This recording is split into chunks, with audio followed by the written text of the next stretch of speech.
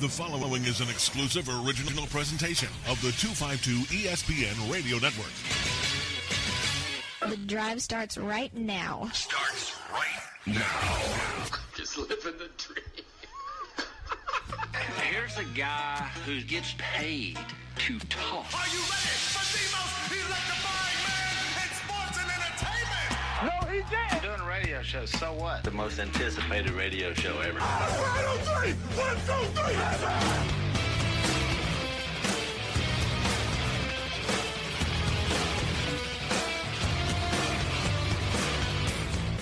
Well, happy Thursday. This is The Drive, East Carolina Sports Show, on your ride home.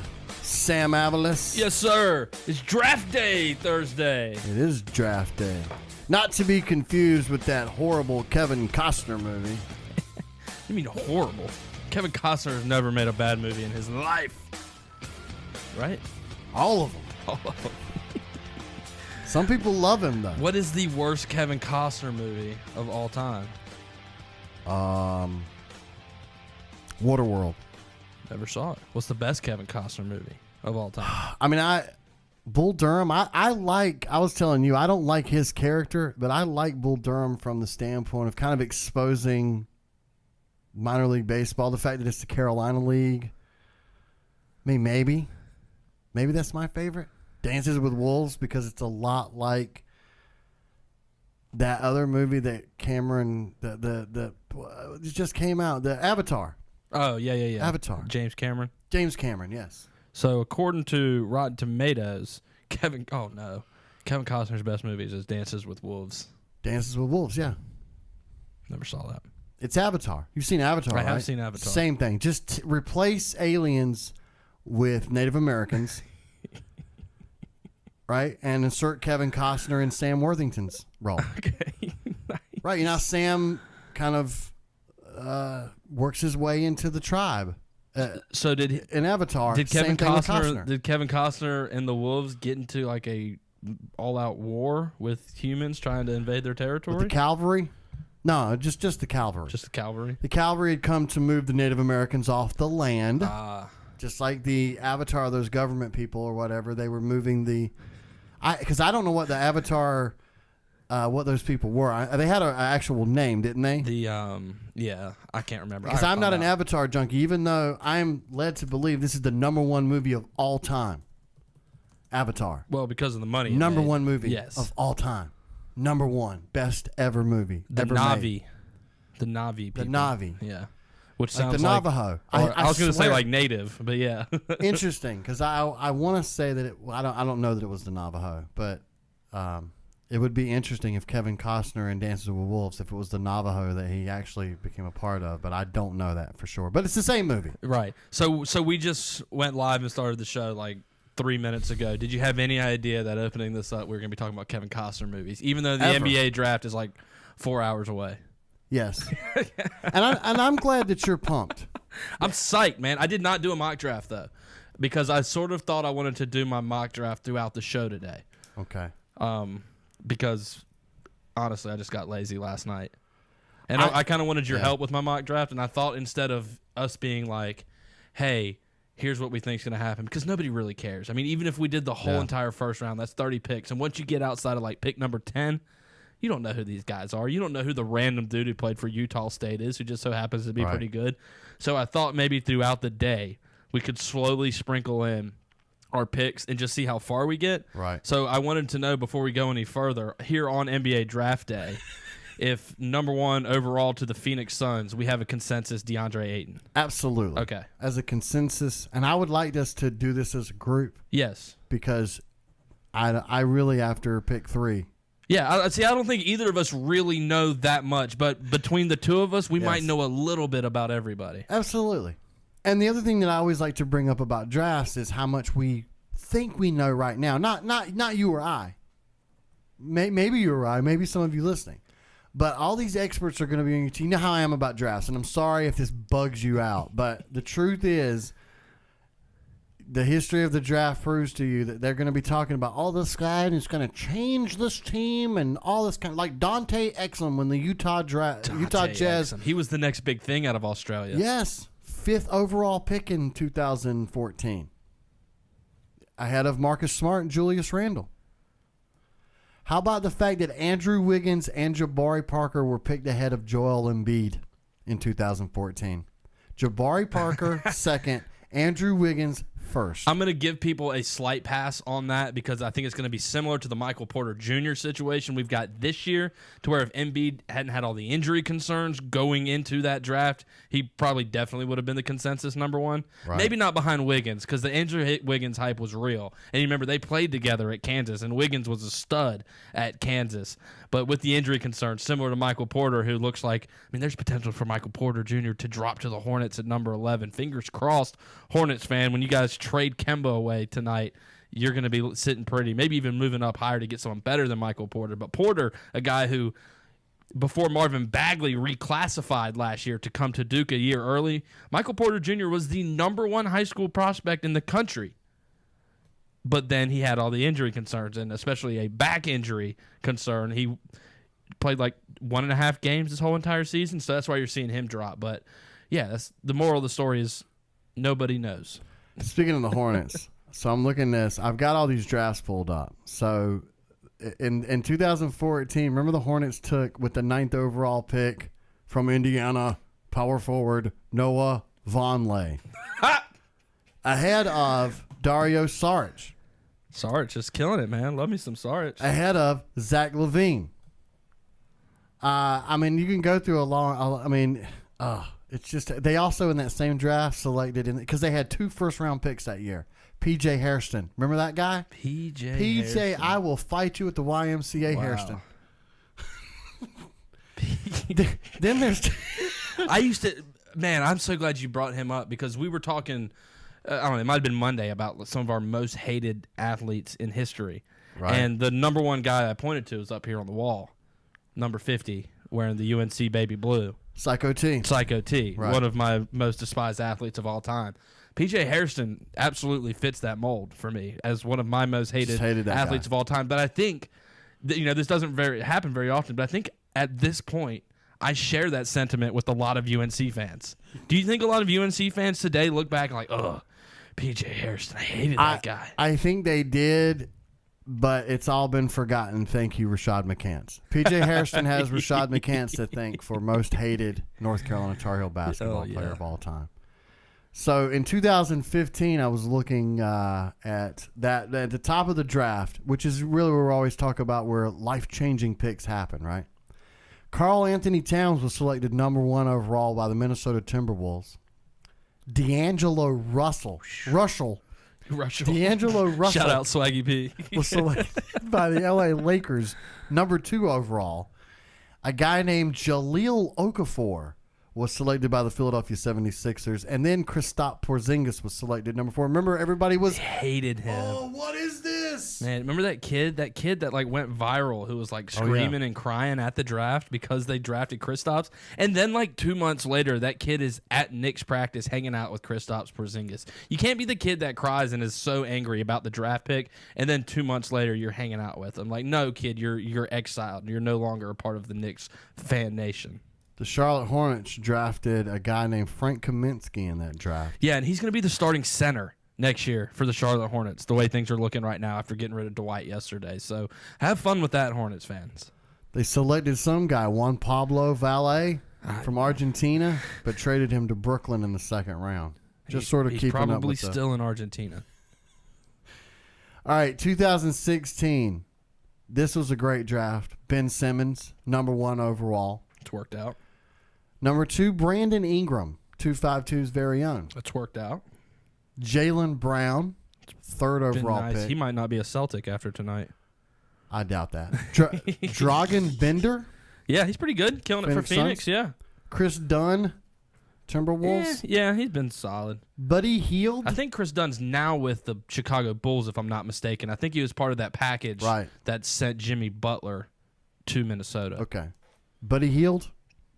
Remember Buddy Hield? Yeah, Sacramento. I mean, look, he's part of the rebirth in Sacramento. They're going to pick up Marvin Bagley tonight. Sacramento, give him 3 years. They're going to be good. So I was trying to find the Charlotte Hornets in this. Doesn't look like they had anybody. Let Let's see. What about last year? Do you have last year's draft? Oh, I do have last year's draft. Last year's Let's draft. look at the top. Markel Fultz, Taking the wait and see approach there. Lonzo Ball, Number 1 player in history. Jason Tatum, Josh Jackson. I love Josh Jackson. See, I wanted Philadelphia to get Josh Jackson, but for some reason they were at 3 where your Boston Celtics got Jason Tatum. Yep. They decided to give up a ton to Boston, some of that gigantic arsenal that Boston has, which I still think is going to be a part of them making some crazy moves this offseason. But De'Aaron Sixers Fox, could have had him. De'Aaron Fox, part of the Sacramento Kings revival. Jonathan Isaac, Yeah, not doing too great for the Magic. Was great at Florida State. Really loved him, but Lauri Markkanen. Lauri Markkanen is Baby Dirk, as people are referring to him as. He is he's going to be the cornerstone of the Chicago Bulls for the next decade. What is it? Frank Ntilikina? Frank Ntilikina. Yeah, there you go. He's with the Knicks. James Dolan's going to screw that up. Dennis Smith Jr. was the 9th overall pick. Yeah, he's going to get paired up with Mo Bamba tonight. Mo Bamba going to drop to 5 and get picked up by the Mavericks. Zach Collins. I'm drawing a blank there. Malik Monk. Zach Collins played at Gonzaga. I don't know where he is now. I don't think he really contributed anything. Malik Monk is a dumpster fire. People saw Malik Monk score 40 points in that game against Carolina, and were like, oh, we have to have this guy.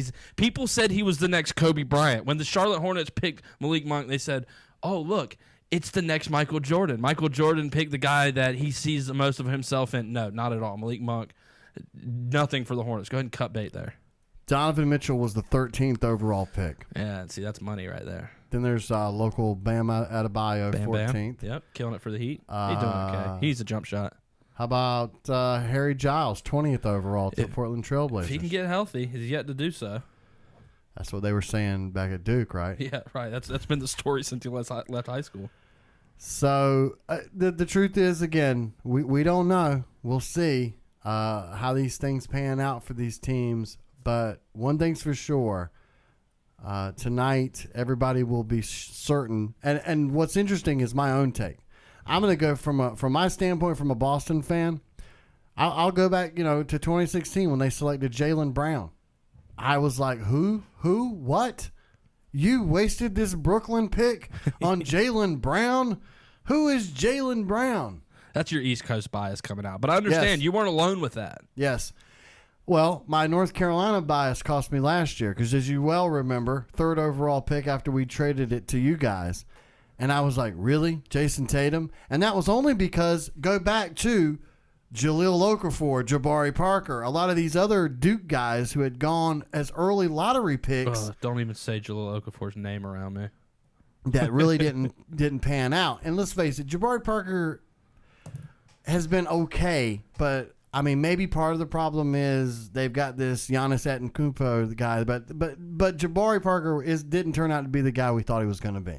And that's where I thought Jason Tatum. I was like, is he really going to be that, or is he just going to be like this other Justice Winslow, great Duke player, but not really a star in the NBA? Right. So tonight I've decided to let Danny Ainge be Danny Ainge, even if that means something crazy like trading Jaylen Brown. Well, yeah, that's what I was going to say. The big rumors, one of the big rumors as we've moved throughout the day today is the potential that Boston is really targeting moving up into the top 5 in this draft. Now, what exactly they're targeting, I'm thinking it's the biggest rumor is they're looking at one of these big guys, the Mo Bambas, whoever it may be. And I don't know if it's necessarily a bad move, but I'm wondering from your perspective as a Celtics fan, what are you willing to give up player-wise? Because you have tons of assets moving forward. I think you've got the Kings first-rounder next year, the Brooklyn Nets first-rounder next year, and then a couple of additional first-rounders in the 2020 season, if I'm not mistaken. I don't have that right in front of me. But long story short, Boston has a ton of first-round picks over the next 2 or 3 seasons. But player-wise, from the young guys on the team, and we can even lump Kyrie into this mix, who are you willing to maybe part with if it means that you can come and move up and let's just say it's Mo Bamba out of Texas, the big man who's got a jump shot and the fastest 3/4 court sprint we've ever seen in NBA Combine history. the 7'10" wingspan that you're going to hear about ad nauseum tonight. Who are you willing to give up to get that guy who will be the next great big man potentially in the NBA? And again, I have to concede, all hypothetical. Yeah, I have to concede to really Danny, and Danny trust that he knows what he's doing, because honestly, I wouldn't trade any of those guys, only because, like Lonzo Ball averaged a triple-double in the summer league. That doesn't mean anything once the 82-game season starts. Once we start talking about playoff games, I would say no, I wouldn't trade any of those young players. Kyrie, it was interesting because they got so far without Kyrie Irving and without Gordon Hayward. So I'm tempted from that standpoint to trade one of those guys. But honestly, I'd be more interested in them doing that for an established player. Now, I'm still unsettled about the way Kawhi Leonard. It's too many Ks. If Kyrie and Kawhi had a baby. Yes, Kyrie. That'd be a hell of a basketball player. Be a heck of a basketball player. Kyrie would finally learn how to play defense. Marvel. Yeah. But can you imagine Kyrie with cornrows? Oh, I think we got to get Carolina working on that though. But I think Kyrie, yes. But I think I would rather, if I was going to trade some of these guys that are actual commodities that you've seen produce in the NBA, right? I would rather trade commodity for commodity, not commodity for potential, because Mo Bamba could be great, or Mo Bamba could be Sam Bowie. Yes, right. And so I don't. You could have missed out on Michael Jordan. Right. I don't want to mortgage Jaylen Brown for a chance. Oh, a chance. You know what I mean? Because at least I know Jaylen Brown, if you give him 82 games, he's going to average about 16 points a game or more. And he's only 20, so he might even get better than that as it goes along. He's going to get better. I love Jaylen. Okay, so the other thing, and I know we're already running long in this segment, but the thing that stuck out to me the most as we do some of this draft prep, when you think about the NBA nowadays, the number one thing that comes to mind is like, oh, teams are starting to go smaller. Look at the teams that have been most successful. Have been at the top of the league the last few years. They're getting smaller. I mean, the Miami Heat have been cursed with this more than anybody, but when you draft that traditional big man, it doesn't tend to work out. A guy like Hassan Whiteside, who's under a max contract, gets relegated to a bench role because he can't hang. But when you look at the top 10 of this draft this year, there's like 6 big men. You're talking about Ayton, Jaren Jackson out of Michigan State, Mo Bamba, who we're talking about, Kevin Knox, even Marvin Bagley kind of fits this mold as the big man. Does that surprise you that it seems like maybe these teams are all of a sudden more interested in trying to bulk up their lineups again? And do you think that's kind of the counterpunch to maybe stopping these teams like the Warriors? Because the small ball thing isn't going to continue forever. The Warriors aren't going to last forever, and a lot of people forget the big reason the Warriors can do that is because they have a guy like Draymond Green who they can drop at the 5, and Draymond Greens don't exist in the world outside of Draymond Green. But does that shock you to see so many big men at the top of this draft?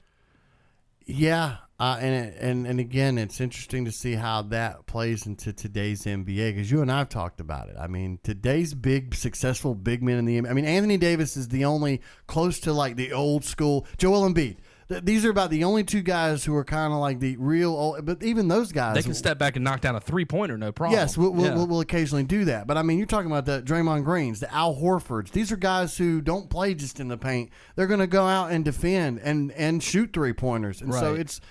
And in the defense of the different. Aytons, in the defense of Ayton and Bamba, I mean, they can all shoot, but when you look at Kevin Durant, who's also 7 foot tall, him stepping out and shooting a 3 is a lot different than Mo Bamba stepping out and shooting a 3-pointer. Because a lot of their game in college was literally taking advantage of their physicality. Chunk it down low. These guys have a huge size difference in college and physicality difference in college, and they dominated in the paint. I mean, even Bagley, despite the fact he's got range. A lot of it benefited from the fact he was playing against less physically talented college players, and Duke could just feed him the basketball close to the rim and put up points. We talked about that during the season. He could utilize the one move that he has where he spins to his left and does that little scoop layup. He does that over and over again. That's going to get stopped in the NBA. But speaking of Marvin Bagley, number 2 in our mock draft. Today. I got it. The Sacramento Kings there. I'm between Bagley and Luka Doncic. I think I'm going to go Bagley because the Atlanta Hawks apparently are all in on Luka Doncic, and I don't think they would be saying that if they thought Bagley was going to be available to them for some reason. Because I think that if Bagley's available, I think they take it. Yeah. I thought Phoenix might take that Doncic kid because they hired his national team coach, the Slovenia national team coach. But my vote, my hat into the ring here is for Bagley, number 2 overall. All right. I mean, I'm fine with it. And I actually like that for him because I think Sacramento is a hell of a lot closer than Atlanta is. Yeah. And so that means maybe we can see Bagley, like, I don't know, in a nationally televised game at some point because we're not going to see him in Atlanta for 5 years. But the asterisk on that is all depends on that. If the Suns go with that guy, the Luka Doncic guy. Doncic. Yeah, it's same thing. If they take him, then Bagley is a shoo. He won't get past 3. No. I don't see Bagley falling to 4 or 5 if we're being honest. So I know we need to take a break. Yeah, probably so, man. Big show. Sports trivia battle. Absolutely. Jordan Honeycutt, Sun Journal Sport, and I'm sure he's got some opinions. We can ask him about some mock draft stuff. Absolutely. What are his Lakers going to do? D'Angelo Russell. Russell? We can ask him about D'Angelo Russell. The Lakers only have the 25th pick. Well, they're making all their moves in free agency this year. Correct. We'll take a quick break and come back.